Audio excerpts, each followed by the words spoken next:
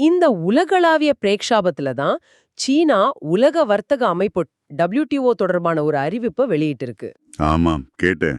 இனிமே எதிர்கால WTO பேச்சுவார்த்தைகள்ல special and differential treatment SDT கோரப்போதில்லைன்னு சொல்லியிருக்காங்க இல்லையா?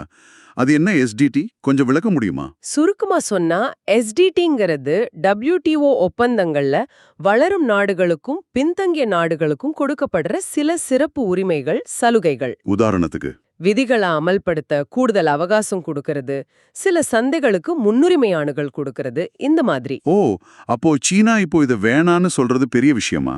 ஆமா, ஏன்னா சீனா பல வருஷமா இதோட பலன்களை அனுபவிச்சுட்டு வந்தது. இப்போ திடீர்னு இனிமே கேட்க மாட்டோம்னு சொல்றதுக்கு பின்னாடி பல காரணங்கள் இருக்கு.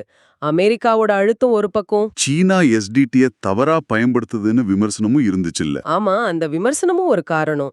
ஆனா இங்க ஒரு முக்கியமான விஷயத்த கவனிக்கணும். சீனா அவங்களோட வளரும் நாடுங்கிற தகுதியையும் ஏற்கனவே கிடைச்ச சலுகைகளையும் விட்டு கொடுக்கல. அப்படியா? அப்போ இது ஒரு மாதிரி இது ஒரு தந்திரமான பின்வாங்கல்னு கூட சிலர் பாக்குறாங்க. இது அடுத்த அழுத்தத்தை நம்ம மேல, அதாவது இந்தியா மேல திருப்பும். அப்போ இதனால இந்தியாவுக்கு என்ன பாதிப்பு? நம்ம மேலயும் அந்த வளரும் நாடு தகுதியை கைவிடணும்னு அழுத்தம் வருமா? நிச்சயமா அழுத்தம் அதிகரிக்கும். ஏற்கனவே அதிபர் ட்ரம்ப் நம்ம பிராண்டட் மருந்து பொருட்கள் மேல 100% வரி போட போறதா சொல்லியிருக்காரு. ஃபர்னிச்சர், கிச்சன் கேபினெட் இதுக்கெல்லாம் கூட வரிகள் வரலான்னு சொல்றாங்க. நம்ம பொருளாதாரம் வளர்றதால இந்த கோரிக்கைகள் இன்னும் வலுக்கும். ஆனா இந்தியாவுக்கு SDT முக்கியமாச்சு. ரொம்ப முக்கியம். நம்ம தனிநபர் வருமானம் உலக அளவுல ரொம்ப குறைவு.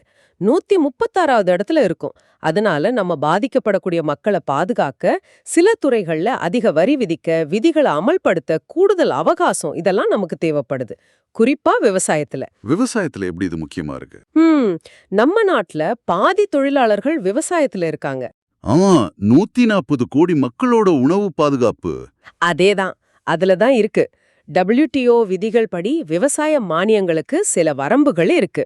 அந்த ஆம்பர் பாக்ஸ் மானியங்கள்னு சொல்வாங்க. அது வளர்ந்த நாடுகளை விட வளரும் நாடுகளுக்கு கொஞ்சம் அதிகம் இல்லையா? ஆமா, வளரும் நாடுகளுக்கு உற்பத்தி மதிப்புல 10% வரைக்கும் மானியம் தரலாம். வளர்ந்த நாடுகளுக்கு 5% தான்.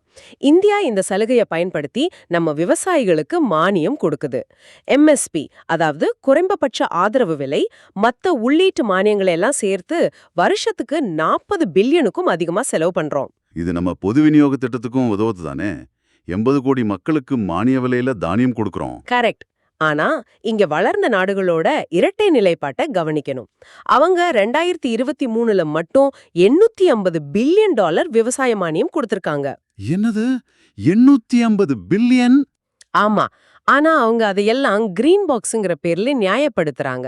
ஆராய்ச்சிக்கு, சுற்றுச்சூழல் உதவிக்குன்னு சொல்லி தப்பிச்சுக்கிறாங்க. நம்ம மானியங்களை மட்டும் வர்த்தகத்தை பாதிக்குதுன்னு சொல்றாங்க. இது சரியில்லையே. அது மட்டும் இல்ல, நம்ம மானிய அளவை கணக்கிட 1988 விலைய ஆதாரமா எடுத்துக்கிறாங்க.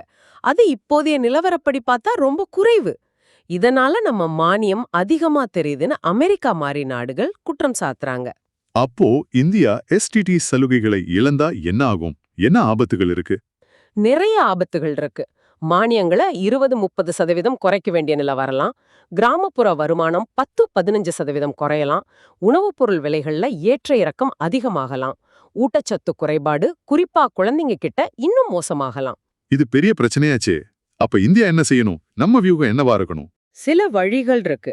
ஒன்னு, விவசாயத்துல G33ங்கிற வளரும் நாடுகள் கூட்டணியை வழிநடத்தி நம்ம பொது கையிருப்புக்கான அந்த சமாதான உட்பிரிவை பீஸ் கிளாஸ 2030 வரை நீட்டிக்க போராடணும். சரி, வேற?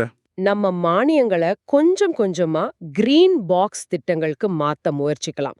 ஆராய்ச்சி, காலநிலை தாங்கும் பயிர்கள், இந்த மாதிரி. அப்புறம் அந்த ஆதார விலைகளை இப்போதைய சந்தை நிலவரப்படி மாத்தணும்னு WTOல வாதிடணும். மின்னணு வர்த்தகம் பத்தி என்ன? அதுல பேச்சுவார்த்தைகள்ல தீவிரமா பங்கேற்கணும். நுகர்வோர் பாதுகாப்பு, டேட்டா பரிமாற்றம், இதுலெல்லாம் சில உறுதிகளை கொடுத்து பதிலுக்கு வளர்ந்த நாடுகள்ல நமக்கு வரி இல்லா அணுகல் வாங்க முயற்சிக்கணும். ONDC தளத்தை விரிவுபடுத்தணும். எல்லா துறைகள்லயும் STI விட்டு கொடுக்காம தேர்ந்தெடுத்து செய்யலாமா? ஆமா, அது ஒரு நல்ல யோசனை. முக்கியமில்லாத துறைகள்ல பாதுகாப்பை குறைச்சு சந்தை அணுகலை பெறலாம்.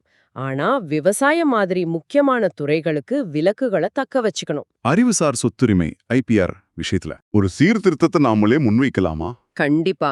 தனிநபர் வருமானம் இல்லனா துறைசார் போட்டித்திறன் அடிப்படையில ஒரு அடுக்கு எஸ்டிடி கட்டமைப்பை நாம முன்மொழியலாம். இதன் மூலம் இந்தியா விவசாய பாதுகாப்பை தக்க வைக்க முடியும். இது எல்லாத்தோட ஒட்டுமொத்த அர்த்தம் என்னன்னா, சொல்லுங்க. இந்தியா எஸ்டிடியை சார்ந்திருப்பதை குறைக்க அழுத்தம் வந்துகிட்டே தான் இருக்கும். ஆனா நம்ம மக்கள் தொகை, விவசாய தேவைகள், வளர்ச்சி தேவைகள் இதையெல்லாம் பார்க்கும்போது திடீர்னு விலகுறது ஆபத்து. நம்ம சேவைத்துறை ஒரு பலம்னு சொன்னீங்களே. ஆமா, ஜிடிபில 55% சேவைத்துறை தான். டிபிடி மாதிரி சீர்திருத்தங்களும் நமக்கு உதவும். தவிர்க்க முடியாத இந்த மாற்றத்தை சும்மா எதிர்க்காம WTO சீர்திருத்தங்களை நாமளே முன்னின்று வடிவமைக்க முயற்சி செய்யணும்.